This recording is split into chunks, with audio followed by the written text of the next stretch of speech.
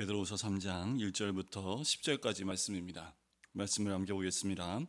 사랑하는 자들아, 내가 이제 이 둘째 편지를 너희에게 쓰노니 이 두 편지로 너희의 진실한 마음을 일깨워 생각나게 하여 곧 거룩한 선지자들이 예언한 말씀과 주 되신 구주께서 너희의 사도들로 말미암아 명하신 것을 기억하게 하려 하노라.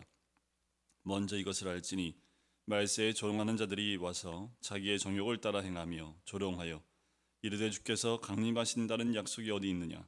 조상들이 잔 후로부터 만물이 처음 창조될 때와 같이 그냥 있다 하니 이는 하늘이 옛적부터 있는 것과 땅이 물에서 나와 물로 성립된 것도 하나님의 말씀으로 된 것을 그들이 일부러 잊으려 함이로다.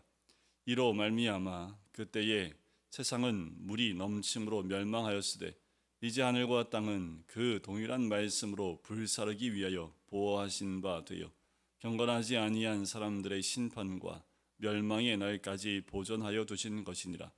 사랑하는 자들아, 주께는 하루가 천년 같고 천년이 하루 같다는 이 한 가지를 잊지 말라. 주의 약속은 어떤 이들이 더디다고 생각하는 것 같이 더딘 것이 아니라 오직 주께서는 너희를 대하여 오래 참으사 아무도 멸망하지 아니하고 다 회개하기에 이르기를 원하시느니라. 그러나 주의 날이 도둑같이 오리니 그 날에는 하늘이 큰 소리로 떠나가고 물질이 뜨거운 불에 풀어지고 땅과 그 중에 있는 모든 일이 드러나리로다. 아멘. 베드로가 이 두 번째 편지를 쓰게 된 가장 중요한 이유, 편지를 통해서 너희를 일깨우길 원한다라는 거지요. 너희의 진실한 마음을 일깨워 생각나게 하기 원한다라는 거지요. 믿음에 있는 자들, 예수 그리스도를 믿는 모든 자들에게는 이 진실한 마음이 있는 줄 믿습니다. 어떤 진실한 마음일까요? 저는 이런 마음이 들어요. 예수를 만나고 싶은 마음, 그 마음이 다 있다고 봅니다. 언제 예수를 만날 수 있을까요? 주님이 다시 오실 때 만날 수 있겠지요. 또 한 가지는 우리가 먼저 갈 수도 있습니다. 그러나 중요한 것은 우리 마음 가운데 주를 만나고 싶은 소망함이 있어야 되는 거지요. 이 땅이 우리가 살 집이 아니라 나의 영원한 집이 따로 있고 또 그 영원한 집에서 주님과 함께하는 것, 그것이 우리가 소망해야 될 가장 중요한 믿음이라고 저는 생각을 합니다. 하루하루 살아갈 때 이 땅 가운데서 이 진실한 마음을 잃어버리지 않고 또 잊어버리지 않는 것이 우리 믿음의 사람들 아닐까요? 어쩌면 베드로가 편지를 쓰는 이때에 사람들의 마음이 요동함이 있지 않았을까라는 생각이 들어요. 외부로부터 오는 고난과 핍박 가운데 죽음을 불사하고 믿음을 지켜야 되는 고통과 괴로움 가운데 믿음을 지켜야 하는 환경은 점점 더 어려워지고 믿음을 지키기 위해서는 모든 것을 포기해야 되고 생명까지 포기해야 되고 믿음 때문에 받는 고난과 고통이 너무도 극심한 그때입니다. 그런데 그 날이 끝나는 것이 보이지 않아요. 언제쯤에 이 고난이 끝날까? 언제쯤이면 예수 믿는 것 때문에 잡혀 죽는 일들이 끝날까? 어제는 나의 가장 가까운 믿음의 동지가 믿음 때문에 붙잡혀 끌려가 감옥에서 고초를 당하고 있는 이때에 나는 과연 어떻게 해야 될까? 라는 그 상황 가운데서 끝이 보이지 않을 것 같은 그 고난 가운데 있는 이들, 그와 더불어 교회 안에서 많은 이단들이 나타나기 시작을 하지요. 믿음을 뒤흔들기 시작을 합니다. 그리고 예수님에 대한 믿음을 이제는 흔들어버릴 뿐만 아니라 주님 언제 오실지 알지 못한다라는 거지요. 어제도 이랬고 오늘도 그런데 내일 주님이 오시겠냐라는 거예요. 우리가 그 소망 가운데 살아갈 수 있겠냐라는 거예요.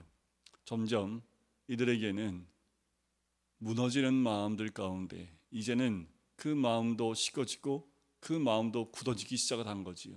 이제는 살기 위해 움직이기 시작을 하는 거지요. 이제까지는 믿음을 지키기 위해 움직였던 사람들이 오랜 고난과 또 오랜 동안의 괴로움 가운데서 이제 살기 위해서 움직이는 자신들의 모습이라는 거지요. 베드로는 그렇게 하면 안 된다라는 겁니다.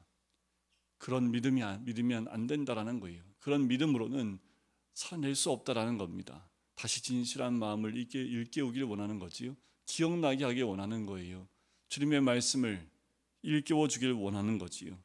선지자들이 예언한 말씀과 사도들로 말미암아 명하신 것을 기억나게 하기 원한다라는 거지요. 우리는 잊지 말아야 합니다. 말씀을 통해서 또 믿음의 선배들을 통해서 우리에게 알려준, 전하여준 그 말씀을 잃어버리면 안 되고 잊어도 안 된다라는 거지요. 우리는 늘 기억해야 합니다. 주의 말씀을 기억하며 살아야 합니다. 이 땅이 영원할 것 같고 이 땅이 마지막에 오지 않을 것 같은 사람들의 말에 현혹되지 말아야 된다는 것을 이야기합니다. 말세에 조롱한 자들이 옵니다. 말세에 조롱한 자들이 와요. 그리고 자기의 정욕을 따라 행하며 조롱을 해요. 거 봐라, 우리가 이렇게 살아도 변하는 거 아무것도 없지 않느냐. 이렇게 내가 원하고 내가 즐기고 또 내가 원하는 대로 내 정욕대로 내 육을 따라 살아가도 변하는 거 아무것도 없지 않느냐. 왜 그렇게 고생하며 믿느냐. 왜 이렇게 힘들게 믿느냐. 세상과 함께 살아가는 것이 그냥 그런 거 아니냐. 너희들만 별난 믿음 갖고 있냐. 너희만 왜 그렇게 살려고 하느냐. 왜 그렇게 별난 인생을 살려고 하느냐. 어쩌면 세상이 이렇게 얘기하면 우리가 거부할 수 있을지 모르겠습니다. 그런데 믿음의 공동체 안에 이렇게 말하는 사람들이 있어요. 예수님을 믿는다고 하면서 세상 가운데 정욕을 따라 살아가는 그 사람들, 봐라, 이렇게 살아도 변하지 않지 않냐, 이렇게 살아도 괜찮지 않냐 하면서 끝까지 거룩하고 경건한 삶을 추구하며 그렇게 주님 말씀하신 대로 끝까지 믿음을 지키려는 사람들을 조롱하기 시작한다라는 거지요. 주님이 강림하신다는 약속이 어디 있냐라는 거예요. 변화된 거 아무것도 없다라는 거지요. 야, 10년 전, 20년 전, 30년 전, 40년 전에도 변한 거 없지 않느냐. 강산이 뭐가 변했냐? 똑같지 않냐? 옛적부터 있는 것 그대로 있지 않냐? 하면서 사람들의 마음을 흔들어 놓고, 그리고 5절 끝에 보면 그들이 일부러 잊으려 한다라는 거지요. 그래, 일부러 잊으려고 해요. 여러분들, 우리는 반드시 기억해야 합니다. 우리가 기억해야 될 것은 말씀이고 주님의 언약입니다. 이것을 잊어버리면, 늘 아브라함이 갈대아 우르를 떠났던 이유가 뭘까요? 하나님 만났고 하나님의 말씀, 그 언약이 있었기 때문에 떠났지요. 그런데 그 언약의 말씀에서 떠나니까 어떻게 돼요? 바로 환란이 오고 그리고 흉년이 오고 가뭄이 오니까 바로 애굽으로 떠나는 아브라함의 모습을 봅니다. 우리도 별반 다르지 않습니다. 우리가 말씀을 잊어버리고 언약을 잊어버리면 우리도 속히 주를 떠나 세상으로 나아가고 세상에서 살려고 거짓말을 하게 되고 그 안에서 살아내는 방법들을 찾아내는 것이 죄된 인간의 마음이지요. 우리는 언약을 떠나면 안 됩니다. 말씀을 잊으면 안 돼요.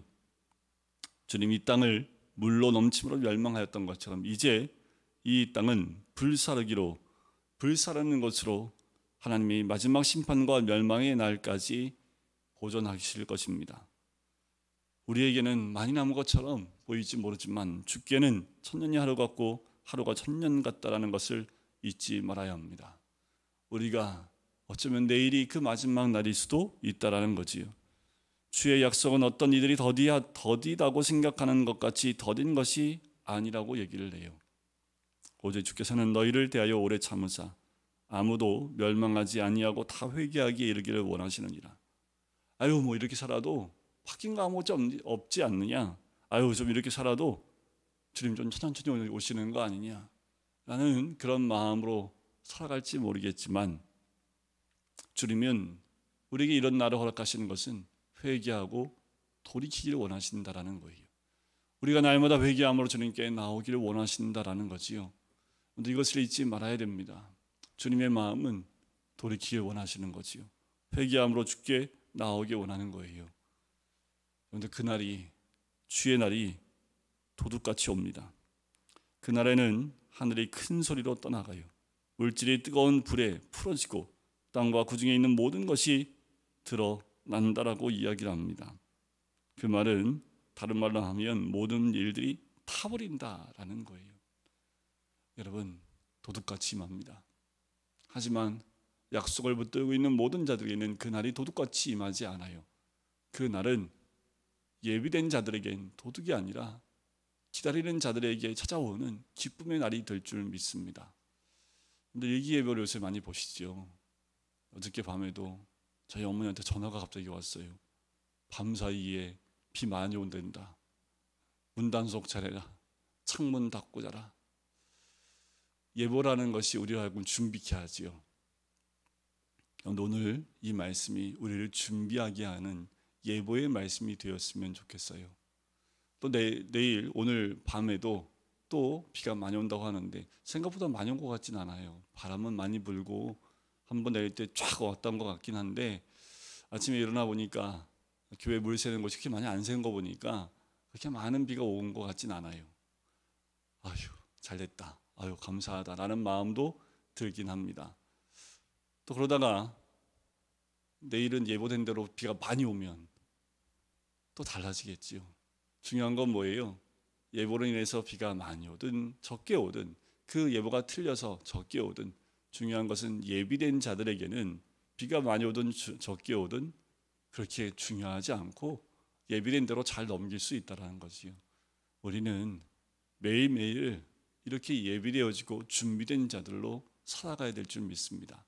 그래서 우리의 삶에 어떤 일이 오고 어떤 사건이 찾아오고 주님이 진짜 한 시간 후에 내일 아니면 다음 주에 온다 할지라도 기쁨으로 주님을 맞이할 수 있고 또 믿음으로 이겨낼 수 있고 어떠한 사건이라도 우리가 당당히 또 담담히 받아낼 수 있고 믿음으로 또 말씀으로 이겨낼 수 있는 믿음의 사람이 되는 것, 그것이 준비된 자들의 모습인 줄 믿습니다. 오늘도 그렇게 예비되어지고 준비된 그 믿음 가운데 있는 잊어버리지 않고 진실한 마음이 일깨워진 우리 모든 성도님 되시기를 주님 이름으로 간절히 축원드립니다. 기도하겠습니다. 사랑의 주님, 오늘도 주의 말씀으로 하루를 시작하게 해주심에 감사합니다. 하나님, 무뎌진 마음들, 굳어진 마음들 되지 않게 해주시옵소서. 진실한 마음을 일깨워 주셔서 잊어버린 자들이 아니라 마지막 때를 준비함으로 깨어있는 우리가 될 수 있기를 간절히 소원합니다. 어떤 자들의 말처럼 주님 더디 온다, 아니 우리 생에 오시지 않는다 라는 말로 우리의 마음을 흔들어 놓는다 할지라도 우리는 예비된 마음과 믿음으로 하루하루를 살아내며 주께 가까이 나아갈 수 있는 하나님의 사람 될 수 있도록 축복하여 주시옵소서. 감사드리며 예수 그리스도의 이름으로 기도드립니다. 아멘.